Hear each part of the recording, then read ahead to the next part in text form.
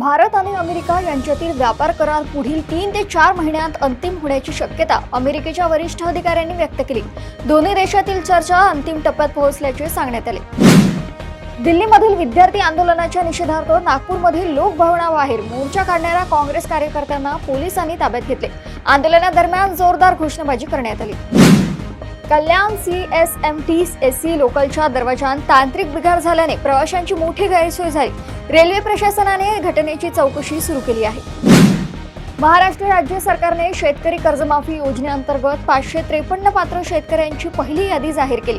पुढील टप्प्यात अधिक लाभार्थ्यांना दिलासा देण्यात येणार आहे। गणेशोत्सवाच्या पार्श्वभूमीवर POP मूर्तींबाबत मुंबई उच्च न्यायालयाने पर्यावरणीय नियमांचे पालन करण्याबाबत महत्त्वाचे प्रश्न उपस्थित केले। विद्यार्थी आंदोलनाच्या मुद्द्यावर विरोधकांनी संसदेत जोरदार गदारोळ केला। शिक्षण मंत्र्यांच्या राजीनाम्यांची मागणी पुन्हा करण्यात आली। नवी दिल्लीतील विद्यार्थी आंदोलनाच्या पार्श्वभूमीवर विविध विरोधी पक्षांनी केंद्र सरकारवर दबाव पाठवला असून पुढील रणनीतीवर चर्चा सुरू आहे। धरणांमध्ये पुरेसा जलसाठा उपलब्ध झाल्याने पुणे महापालिकेने शहरातील नियोजित पाणी कपात रद्द केली। नागरिकांना नियमित पाणी पुरवठा सुरू राहणार आहे। रेल्वे विभागातील एका अधिकाऱ्याची ऑनलाईन पद्धतीने 26 लाख रुपयांची फसवणूक झाल्याची घटना उघडकीस आली असून मुंबई पोलिसांनी तपास सुरू केला आहे। BCCIने झिम्बाब्वे दौऱ्यासाठी भारतीय T20 संघाची घोषणा केली असून काही नवोदित खेळाडूंना प्रथमच संधी देण्यात आली आहे।